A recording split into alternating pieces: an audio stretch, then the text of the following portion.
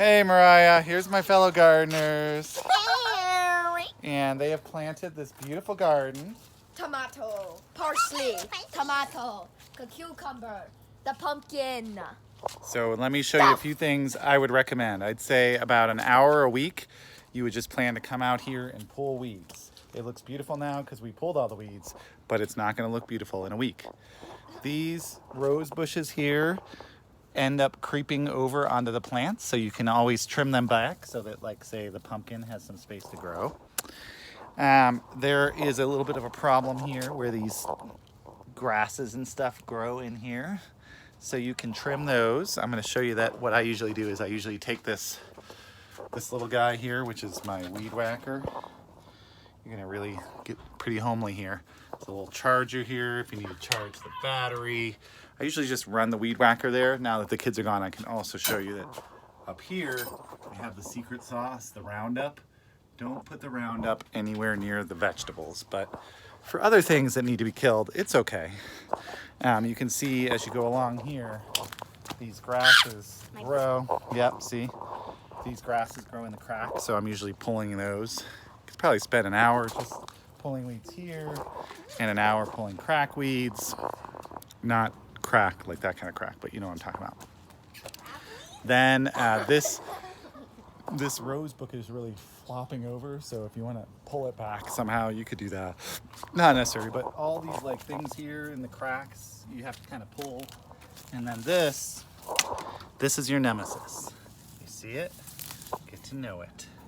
It grows like crazy, and you got to pull it out because it'll choke out our mint here. It's pretty crazy.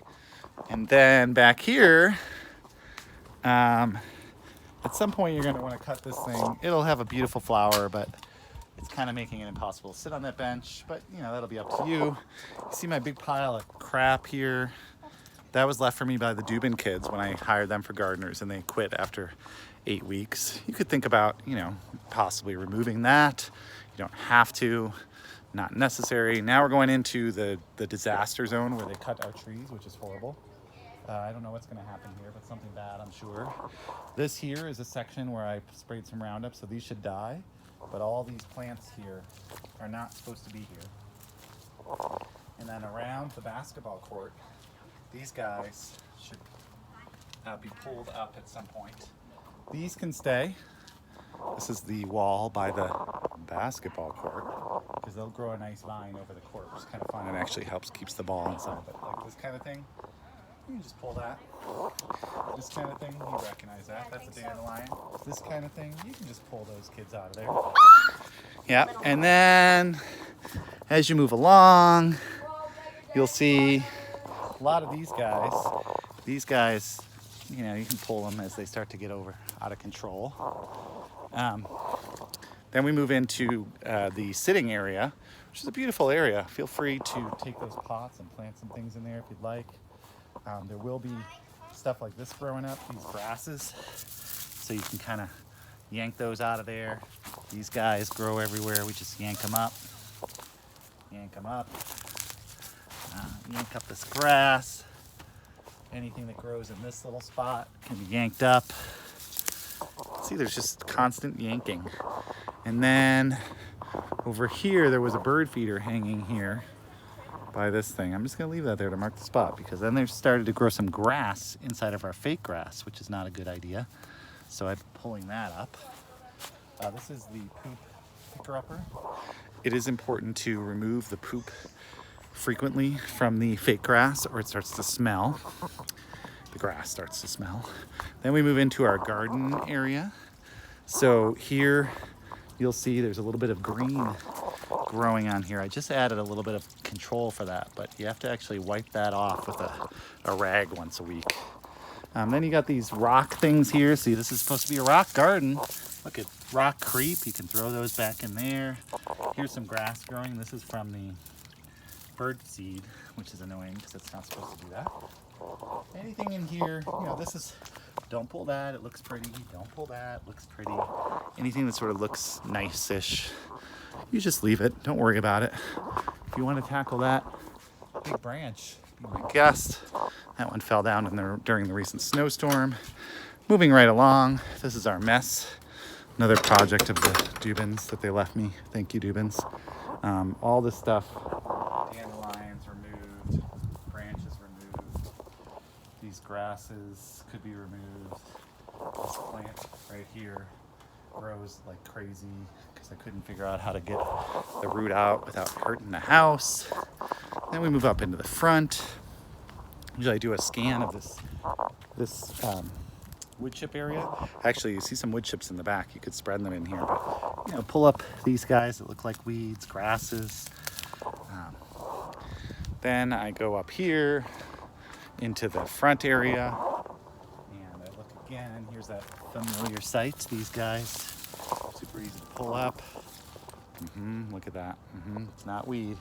It is a weed. Then this section here often has this happening.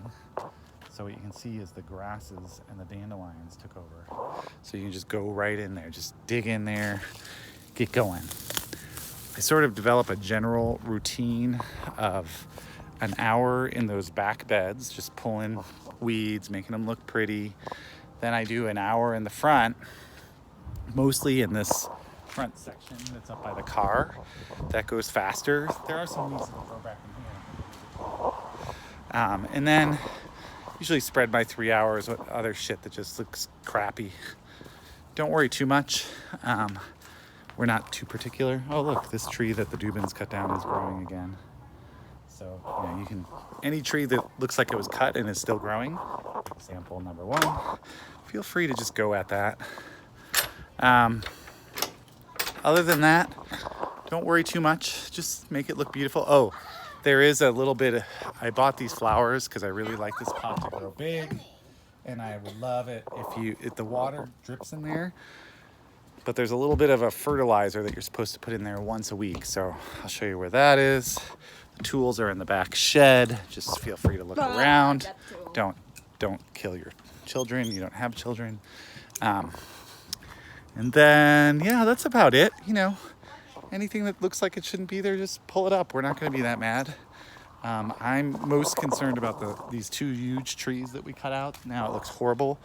I'm mostly concerned for you that a bunch of shit's just going to start growing there, so be ready for that. I am going to try and get this guy I know, this dude, Jeff.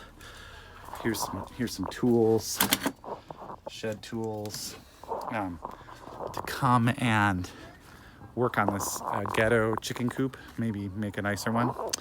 And you'll see in this ghetto chicken coop what I've done is reused our shade, and then I put this up here because the chickens like to jump out, but that just comes right off.